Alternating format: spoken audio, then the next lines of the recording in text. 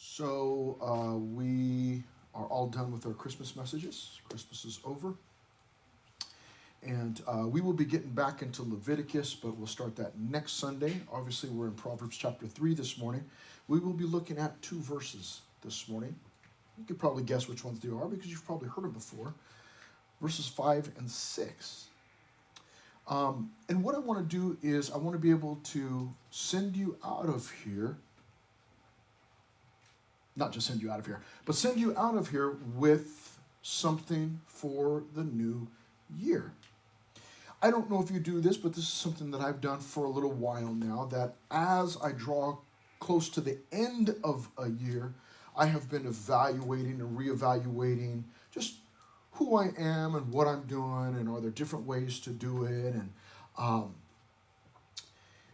but what I always want on the top of my list is I want to look back at the year and say, okay, what was my relationship like with the Lord?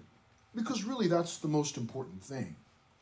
All the other things may be important, financial goals or resolutions. Resolutions are New Year's resolutions, man. That's what you do. But we all know that they're a dime a dozen, right? So many, none of us would ever admit this right now, except for me, that over the years, we've had health resolutions. Like some of the guys, I really want to just get buff. Okay, some of the ladies, whatever, I just really want this or really want that, and we know that by January 2nd, we've already blown it. We failed. We didn't reach our resolution. Okay, well, you know what? Never mind. I'll just try next year. Give me another cookie. And resolutions are a dime a dozen. And they're not necessarily bad. Resolutions are not necessarily a bad thing. To want to be healthier, it's not a bad thing.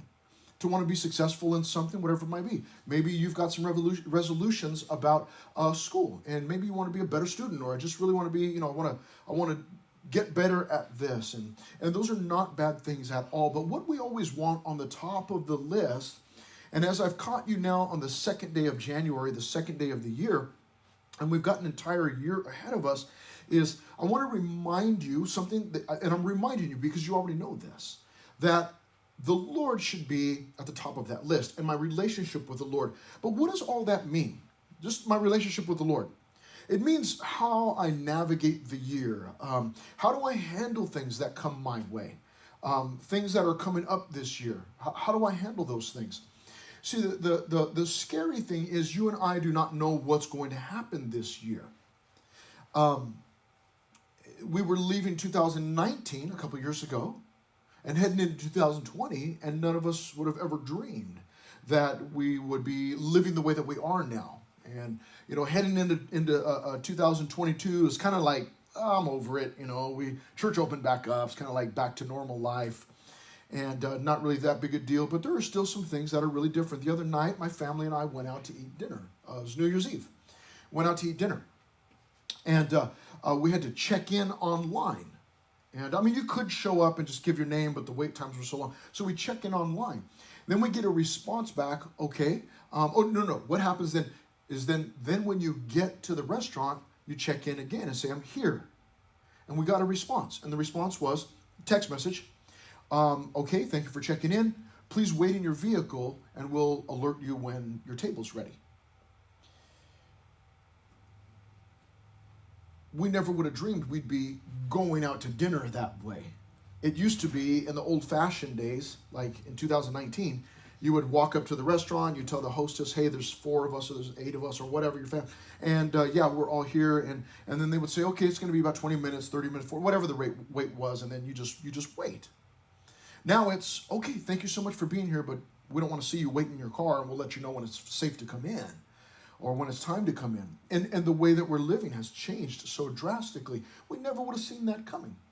And so we look at this year and we go, okay, so what's coming now? What's coming this year? Is some people will say, man, it's all about variant, man, or it's all about political stuff, or it's all about whatever their big thing is. But the truth is that none of us knows. There's only one person that knows, and that's God. He's the only one that knows what's going to happen. He's the only one that's orchestrating things. He's the only one that's piecing things together, bringing things together in order to accomplish his purpose. So with that in mind, what I want to do is, I want to be healthier this year. That's okay. That's a good thing. Or I want to do this thing. That's all right. But what I want at the top of that list is I want to know, like, Lord, I want a better relationship with you, a stronger relationship with you. How does that take place? At the end, at this time, a year from now, if we're still here, a year from now, I want to say, yeah, my relationship grew over 22. And it probably is not going to grow as much as I want it to, or as much as I hope that it would. But I want to be able to say, yeah, it grew. And maybe implementing these things will get me on the right track. So those of you that are just, here we are, second day of January. And yesterday was veg out day or whatever. And now it's like, okay, here we go. Tomorrow's Monday. It's starting to get back into the swing of things.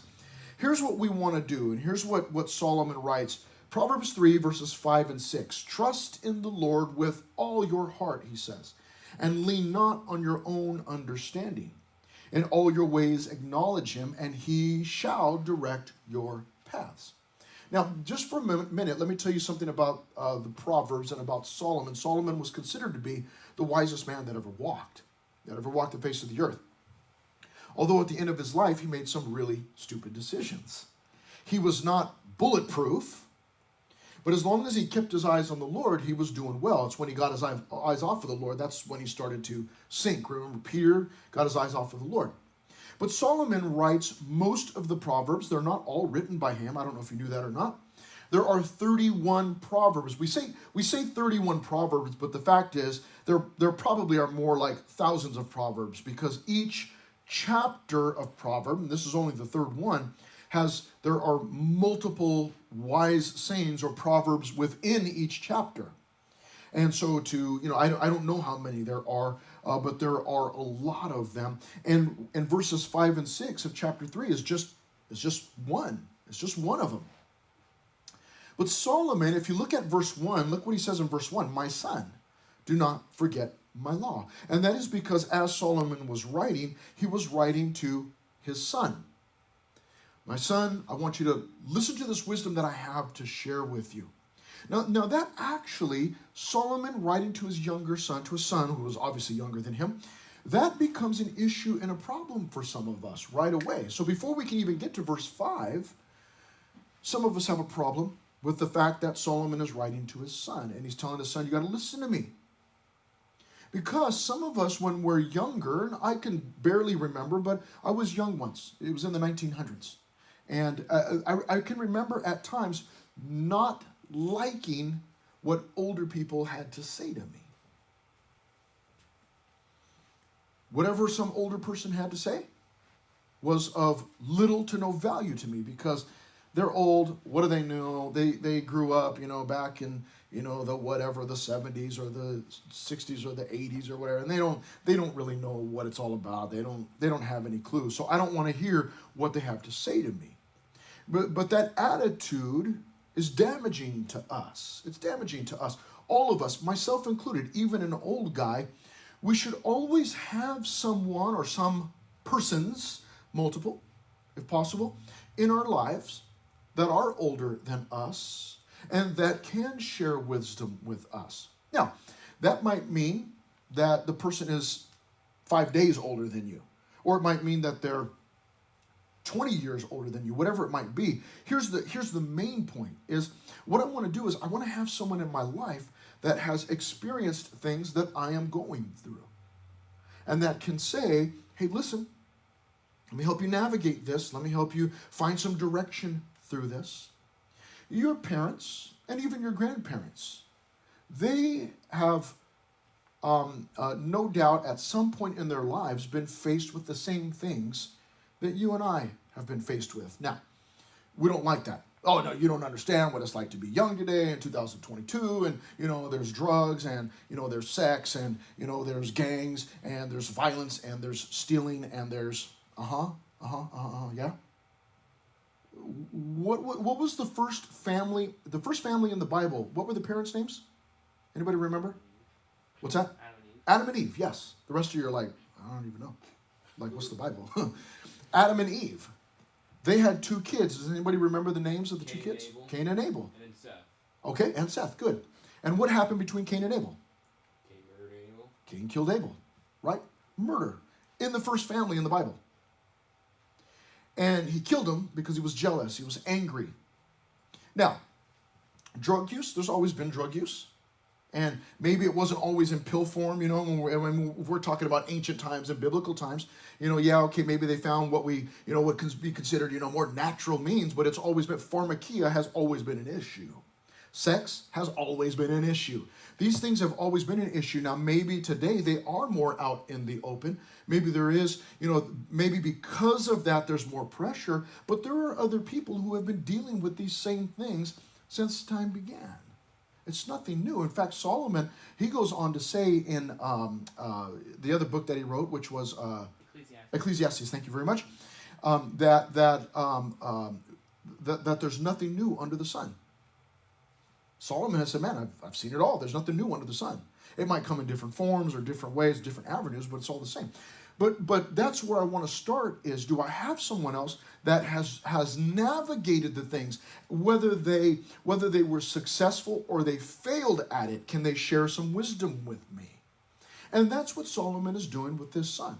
He's saying, my son. And he says that lots and lots and lots of times throughout the Proverbs. My son, if you just listen to me. One of my favorite Proverbs is Proverbs 2, the one just prior to this, where he gives them these specific instructions. Listen, if this lady does this and this and this and this and this, then she leads to death. This guy, if he does this and this and this and this and this, you're going to end up dead. That's wisdom. Solomon has seen it already. He knows that there are individuals out there that are trying to lead you away. So what I want to do is this morning, I want to make sure that if I'm reading through this, trust in the Lord with all your heart, and these instructions that he's given, I want to make sure that I've got the right attitude. I have to start there. I want to be receptive to what the Bible has to say to me, because it does have wisdom that it can share. It does have wisdom that can help me navigate this life. And let's not even talk about the rest of our lives. Let's just talk about this year. I want to be able to navigate. I don't know what's coming up. The good thing is that God is the only one that knows what's coming up, so he's the one I want to trust. He knows what's going to hit. He knows what's going to happen. He knows which wave is coming next. So if he's the only one that knows, my political party doesn't know. My parents don't know what's going to happen. My grandparents don't know what's going to come up. But God knows. And so I want to make sure I've got my eyes locked on him. And then it helps to have someone else that maybe is older, somebody that's experienced some of these things that I'm going through. And here's what I meant by that. You may, this year, God forbid, I'm just throwing this out as an example. Some of you have already experienced this, sadly. Divorce. There may be some divorce that takes place in your family. God forbid, I don't want that to happen. Just using it as an example. There are other people in here that are the same age as you that have already gone through divorce. Their parents have already divorced, and they can share some wisdom with you. So they may not necessarily be older age-wise, according to the calendar, but they are older in the sense that they've navigated through that. And maybe they've kept their eyes on the Lord. And man, how did you do that? Can you share that with me? You understand what I'm saying? So Solomon is sharing these things with his son. And he says this in verse 5. We get down to verse 5. Again, this is just one small section of all these Proverbs. And he tells us to do three things here. The first one is trust in the Lord with all your heart. Now, if you're taking notes, please forgive me. I don't have my slides up. I wasn't ready to get the slides up and because I let my computer die. Anyways, my fault, but it's real easy. If you're taking notes, the first one is, it's real simple. It's right there. Verse 5, trust the Lord. I want to trust the Lord. Now, he's going to tell us exactly how to trust the Lord, but we just start with trust the Lord. Now, that's a simple thing to say. It's not always an easy thing to do. It's not always easy for a couple of different reasons. The first one, the main one, at least for me, and I'm sharing this from my own heart, why is it not easy to trust the Lord all the time? Well, because I can't see him. See, when my car breaks down, tire goes flat, I could trust somebody to come and help me. Somebody's there. Maybe it's the AAA guy or lady. And they show up and they're going to change my tire. I trust them because I can see them. It's hard to trust someone when they're not tangibly present. In fact, it may be that some of you, in struggling with family issues, it may be that you no longer trust a parent because maybe that parent has repeatedly told you, no, no, I'm going to be there. I'm going to be there for your birthday. I got you. I got your back. And then they repeatedly don't show up. And so you learn, I don't see them, therefore I don't trust them. And so we have a problem with that when it comes to God because I can't see him. And so it's tough.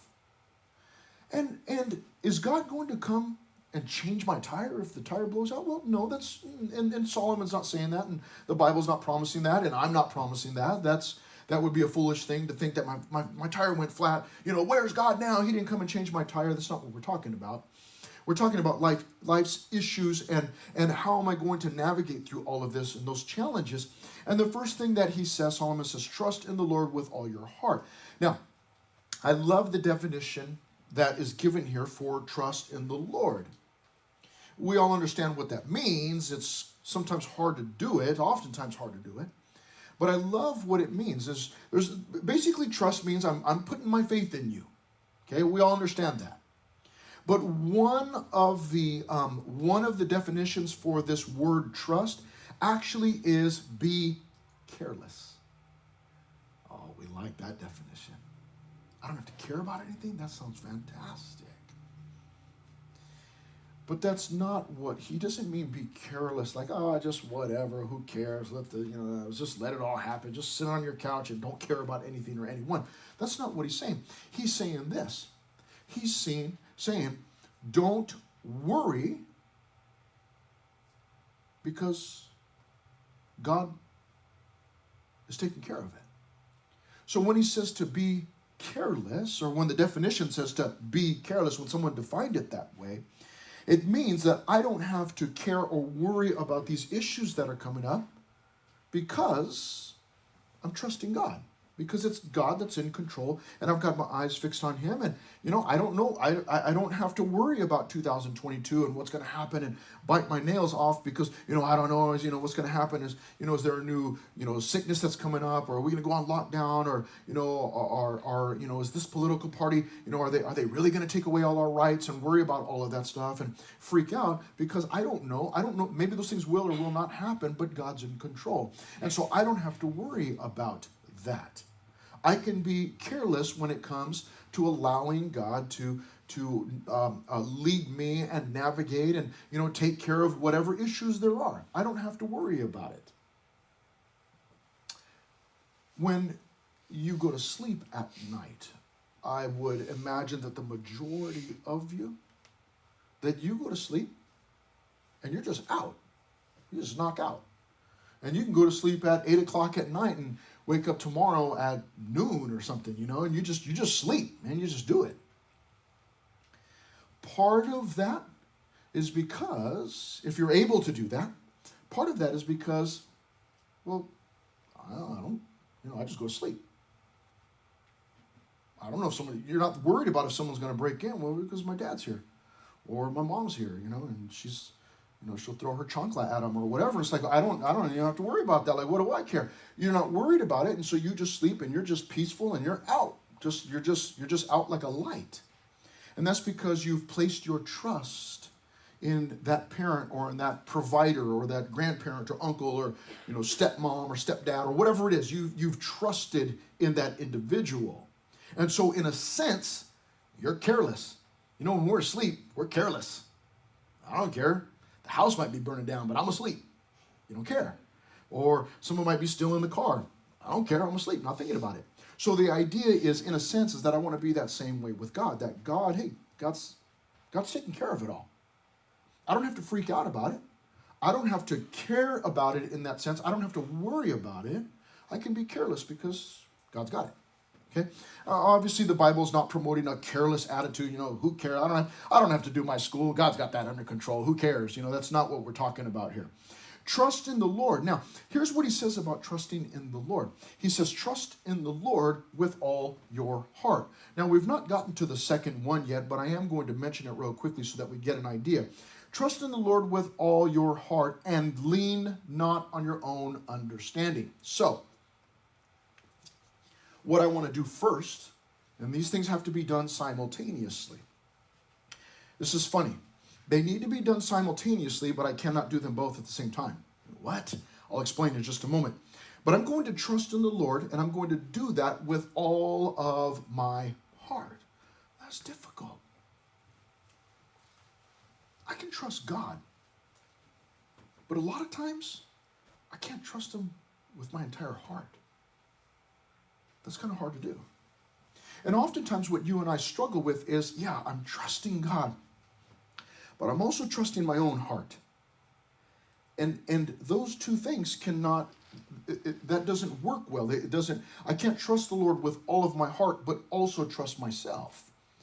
And Solomon is saying, you got to trust the Lord with all of your heart. And then don't lean on your own understanding. Again, we'll talk about that in just a moment. But here's the deal. If I'm trusting God with all of my heart, the entirety of my heart, then I have no room in my heart for trusting myself or anyone else. If I'm trusting God with all of my heart, then he's got all of my trust, which is what Solomon is telling us to do. Now, that's difficult. I know.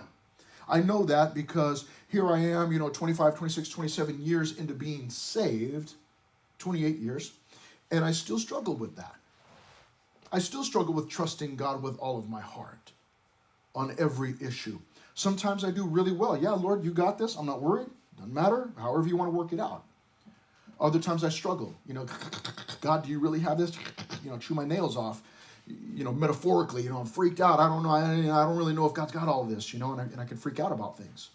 You might be similar, where you're just kind of like on that roller coaster with your faith. Like, man, I'm up. No, I'm good. Oh, I'm down again. I'm really good. I'm good. This is really good. I'm trusting the Lord for my friend's mom who's sick. Trusting the Lord, man. My mom is sick. I'm no longer trusting the Lord. When it hits close to home, it's hard to trust with all of our heart.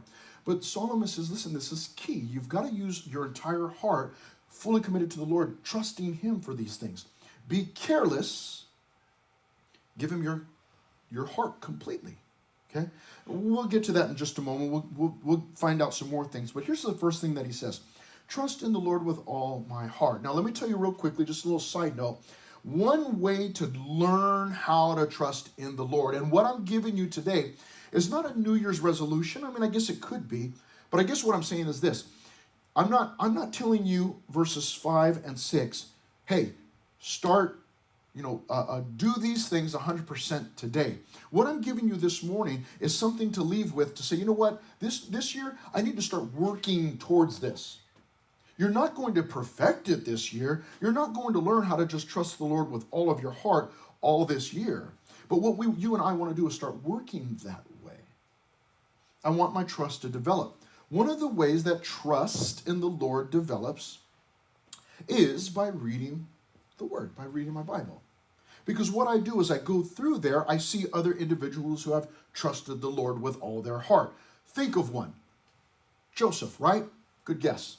Joseph was an individual who trusted the Lord with all of his heart. It seems to us that through the account of Joseph in Genesis, that at every step and things just kept going wrong, it seems to us that at every step of the way he trusted. Now, it's possible that he did doubt at some point, but maybe it's just not recorded. But it seems to us that in those major life events, Joseph trusted the Lord. But I know what happens. Sometimes we look at Joseph, and I've done this before. You look at Joseph and you go, well, he's not really a good example. He seems like he was perfect, like he never did anything wrong. Okay, well, let's talk about Abram. Remember Abram? Abram trusted the Lord at the beginning of his relationship with the Lord. The Lord came and said, hey, I want to call you. I'm going to do something special. And Abram trusted him.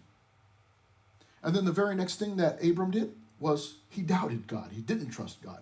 And he struggled like that for a long time in his life, where he trusted God, and then he didn't trust God, and then he trusted God, and then he didn't trust God.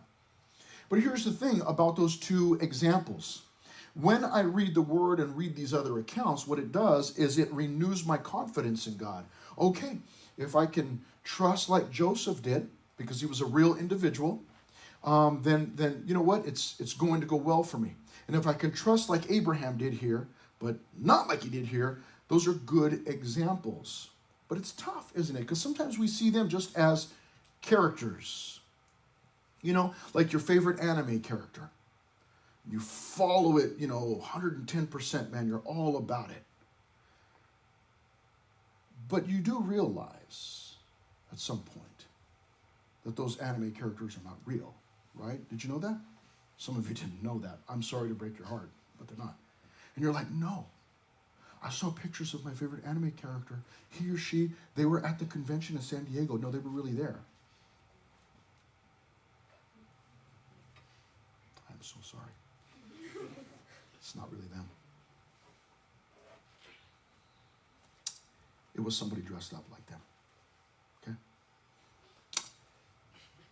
Sometimes we see God or the characters in the Bible the same way. Like, well, I'm reading about this, but I mean, things thousands of years old, and I don't really know. These are real individuals in the Bible, and they were written for our example, the things that are recorded there.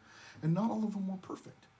But as I read the word, it strengthens my trust in the Lord. I go, well, he or she trusted the Lord. So man, I need to work on that area of my life, okay? One of the other ways that you and I will learn to trust the Lord is as things are thrown at us, or as things come into my life, it's me keeping my eyes on the Lord. And you know what? I'm going to fail and blow it. And I do this all the time. This is kind of a recurring theme for me where, okay, Lord, I'm trusting you. I'm trusting you. I'm trusting you. I'm trusting you. I didn't trust you. And then I see afterwards, he worked it out. I should have just trusted him. Okay, next time, Lord, come on.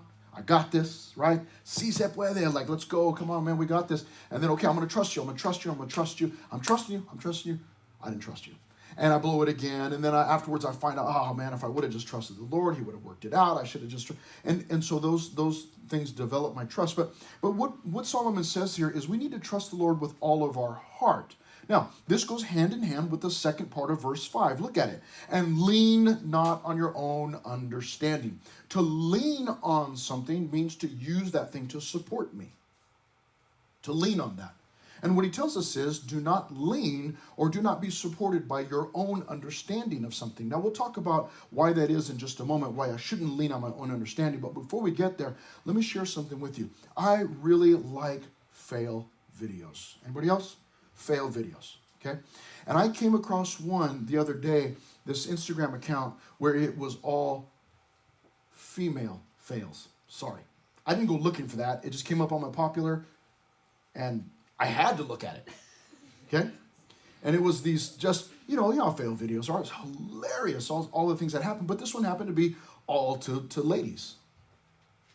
And I saw this one that sticks out in my mind. These women, and there were men there also, but there were these women. They were at some kind of party, and they all, like, there was like 6 or 7 of them. And they all were on top of this table. Now, this table was probably, just from the video, from what I can remember, it's probably about as long as a ping pong table or something. It was a good-sized table. And I mean, it looked like it was nice, thick wood. Like, man, it looked sturdy to me. Okay? And they all got up there, and I don't know what they may have been. I think they were getting ready to do like a TikTok dance or something. I don't know what they were doing. But they all get up there, and they're all kind of single file line, one behind the other. And I mean, the first move they made, they kind of did this, like this little jump, and when they came down, table just snapped in half. And they all, wham, no one got hurt, and, they were all laughing or whatever. All the guys were laughing, and, I was there. I'm one of those guys, like, if you fall and get hurt, I'm going to laugh. And I will care. I'll care, and I'll probably ask, hey, are you okay? And then I'll laugh some more after that. It's just, a lot of you are that way. Some people are not like that. I've had people get offended, like, how could you laugh? They fell or they whatever, and it's like, I don't know, it just comes out. Like, I don't know what to do. I don't know how to stop it. But I love those types of videos. But here's the thing: what mistake did those ladies make? Well, those ladies made the mistake of trusting that table to hold all of them. Okay, to hold all of them. But sometimes we do that same thing, where we're trusting something that seems to be sturdy, steady, it's reliable, and I want to trust that thing. I mean, how many of us, we wouldn't admit this, but how many of us have fallen in the kitchen or in the garage trying to get something, and it's like, well, I really need to get that, that football off the top shelf, but the ladder's like way over there. That's like 10 feet. It's like, I'll just climb on this box and I'll use these skis to brace myself, and then I'll grab this, extension cord, and it'll be fine, and then bam, you come falling down, and you're so glad that nobody was there recording, because we trusted something that was unsteady. It was unproven. It wasn't it wasn't reliable. Well, what Solomon is saying is you got to trust the Lord with all of your heart, and then don't lean on your own understanding. Don't let something that is unreliable support you. Okay, so does that mean that I am unreliable? Because he says, do not lean on your own understanding. Well, that's what Solomon is saying. What Solomon is saying is don't trust on your own understanding of a situation. You do not know all that's involved. You do not know all of the details. And so what I want to do is I want to trust the individual who does know all of the details, who sees every angle. I have a dear, dear friend. His name was also Chris. Like Chris Plaza. And I'm not talking about Chris Plaza, but pretty much all my best friends are named Chris. I do that on purpose, so I don't forget who they are. Just kidding. But here's the thing. I have this dear friend named Chris, and he's actually, I've not been friends with a Christian longer than Chris.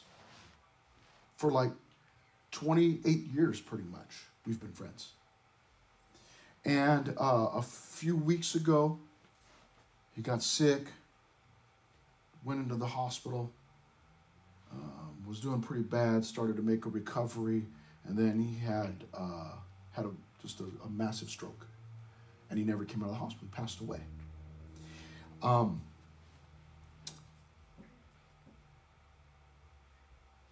I've struggled with the Lord over that. No, I trust the Lord. It's okay, God. This was, he was a believer. He's a Christian. He went home. I get it.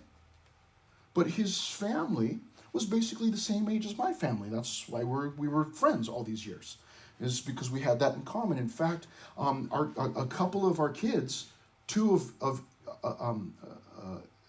we each have two kids that are really close in age, like almost born, like I think like in the same week. And but I've struggled with the Lord, just like, Lord, I don't understand. Like I get that you took him. I mean, that's the whole goal for all of us as Christians, is to go home and to go to heaven. That's the whole point. I don't know if you knew that or not, but that's the whole point.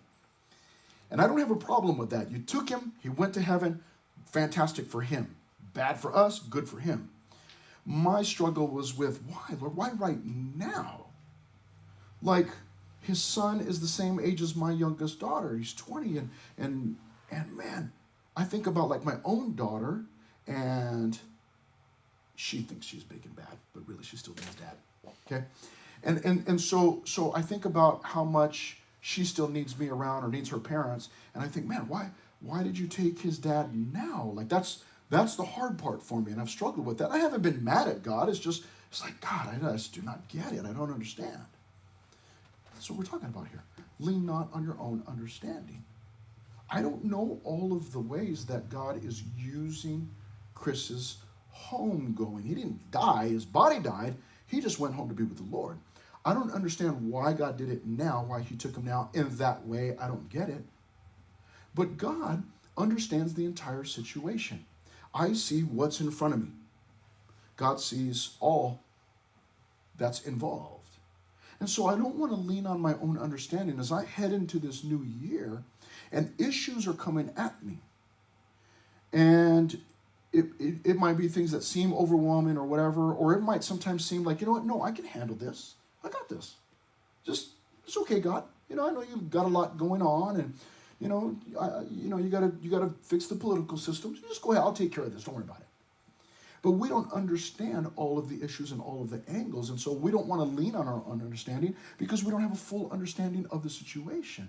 So that's why Solomon says, do not lean on your own understanding. So if you're taking notes, the first point's real simple. There are only three points. The first one is trust the Lord. Now, sounds easy, but we talked about how that can be accomplished as I read the word, as I trust God step by step by step. I want to do that with all of my heart. Now, if I'm doing that with all of my heart, then I'm good for the second point. The second point is trust not myself. I want to trust the Lord and trust not myself. I don't want to trust myself because I don't understand the entire situation. I don't want to lean on my own understanding. I don't want to just climb up on that table thinking, oh, I got this, this, I trust it, and boom, the table snaps and I'm done. Trust the Lord, trust not myself, and lean not on your own understanding. And here's the third point, verse 6. In all your ways, acknowledge him. Now, again, these things cannot be done at the same time. Do you understand what I'm saying? I can't trust the Lord, but also trust myself. I got to trust the Lord and at the same time not trust myself. I can't do those things at the same time because that's ineffective. It's ineffective. And then in verse 6, in all your ways acknowledge him. And here's what I said. Trust the Lord. Trust not myself. Trust God completely. Why did I say completely? Well, it says in verse 6, in all your ways, acknowledge him. In all your ways. Now, he uses these words, and Solomon does this a lot. Solomon was a poet, ladies, a poet, a romantic. There are other books that he wrote, very romantic. Here in verse 6, he's a poet. This is a book of poetry, this book of Proverbs. It's a book of poetry. It's written poetically. And so he uses these similar words that he interchanges all the time, like knowledge and understanding. He'll also throw in wisdom in there, which is very closely related. Not the same thing, but it is. And here he does it again in verse 6. He uses the word ways, and then he uses the word paths. Now, when I say ways, does anybody think of anything? Does that cause you to think of anything? Anybody? Ways. Yes, the navigational app. Yeah, that's exactly what I was thinking. When I say ways, it causes me to think, oh yeah, is it navigation? Navigating. Well, that's what Solomon is talking about. In all your ways, as you are navigating, in all your ways, acknowledge him in everything that I'm doing. We trust ways to get us places. Okay? So I put in my destination, okay, Revival Christian Fellowship, and I tell Waze, okay, you're going to get me there, and I'm trusting Waze. But there's a problem. If I punch in my number or my address and I have my destination to Waze, and then I look at it and I go, I don't really like that. I think I'm going to go this way. Then it renders that navigational tool ineffective. I'm not trusting it. What I need to do is trust it right now. Like when it says, pull out of the driveway onto Scott Road. I don't trust that thing. I'm going to pull over here to Menifee Road or whatever. We have to trust it as it goes. In all your ways, acknowledge him. Let's talk about after high school. That is an area of high stress for a lot of you. And as it gets closer, you graduate from 9th grade into 10th grade, and as you get from 10th to 11th, and you're moving. I mean, when you graduate into you're a senior, it's like just absolute 100% stress time. Because then the question is, all throughout high school, you're thinking, what am I going to do after high school? What am I going to do after high school? Is it college? Is it the military? Is it working? Is it traveling? Is it just being a millionaire? What am I going to do? And it can be extremely stressful. Well, Solomon's advice here, the wisdom that he's sharing is verse 6, in all your ways acknowledge him in everything that you're doing right now. Trust him for the future. As I'm trusting him now, just like I would put that address into Waze, and when Waze says, okay, start by turning right onto Scott Road, okay, I got to start right there. Let me just start with that. I can't possibly make it to the restaurant that I'm going to if I don't trust this navigational tool to get me out of the driveway. I've got to take that step one. So what I want to do is learn to trust God right now in the moment in what I'm doing. Now, you guys, in a sense, you've got it good, you've got it easy. And here's what I mean. Maybe you don't have it easy, but just hear me out. You don't really have a choice right now. I say really, you don't have a choice. Your main job in life is to be a student, right? That's what you do every day of the week. Even on the weekends, you've got schoolwork or whatever. That's your main job, okay? It may not be the thing that you want to do, but it's the thing that you have to do, okay? You're being educated. So in that sense, you've got it good because there's no choices to be made. It's just, well, I got to be educated. I got to go to school, and this is the school that I go to, and I just do it. So in that sense, it's not hard at all because I don't have to make, if the choice was mine, some of us have a hard time making choices. Some of you really struggled finding something to wear this morning.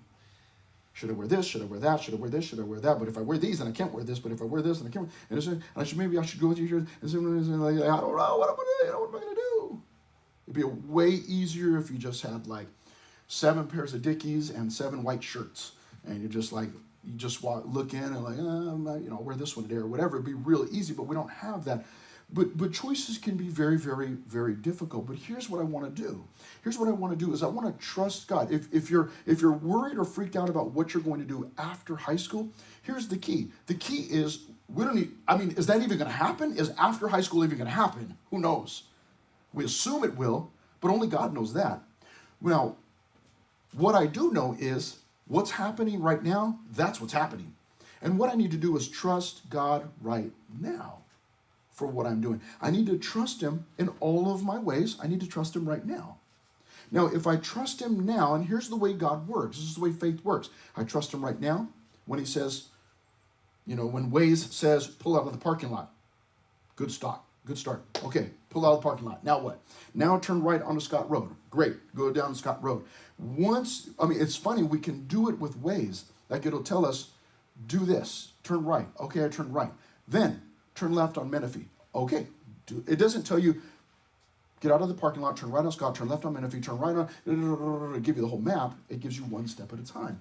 God works the same way. It's one step at a time. So what I need to do is I need to learn to trust him for what's going on right now. Now again, he uses 2 different words for paths or ways. He says, in all your ways, acknowledge him. So what that means is I want to consult God or ask God or seek God at every step of the way, in all of my ways. If I do that, here's the kicker in verse 6, and this is where we end. If I will trust the Lord, if I will trust not myself, and if I will trust God in everything or in all my ways, then in verse 6, Solomon says, if you do these things, he will direct your paths. That means that he will lead you. He will direct you. You do not know what the entire plan is for your life yet. Rarely does anybody find that out. Rarely does anybody find that out ahead of time. Rarely does God speak to someone and say, I want you to be a pilot, so get going. The majority of us are normal people, normal believers, normal Christians, and we do things a step at a time. That's how God works. That's how he generally works. Abraham, he said, go from your country, from your kindred, from your father's house, to a land that I will show you. Abraham didn't know where he was going. He just knew who was leading and that God would eventually get him to that land. So what did he do? He took the first step. As he took the first step, then God says, okay, now take the next step. Now go here, now go there, and began to direct him. And Abram didn't always listen, and it got him into trouble. But that's the way God works. I want to acknowledge God in all of my ways, and then if I do that, he will direct my paths. So that you will not have to be the one deciding what you're going to do after high school. Now, you may have something on your heart that God is already stirring up, and that can be a great thing. Maybe you've already got a desire, and that's the direction you're heading in. But what I want to do is ask him along the way or at every step of the way. As I do that, he is then able to lead me. So for 2022, what do I want to do? This is something that I'm not going to accomplish this in a year or 2 years or 5 years, or if I'm here 100 more years, I'm always going to struggle. But what I want to do is learn more and more every day how to trust God, how not to trust myself, because I can be unreliable. I don't have all of the understanding. And I want to learn how to acknowledge God in every step of the path so that he's directing my bigger path. So what you will find is, as you're trusting him now, you'll find that he continues to direct you.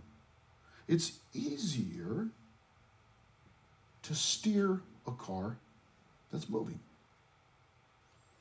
If it's not moving, it's really tough to steer it.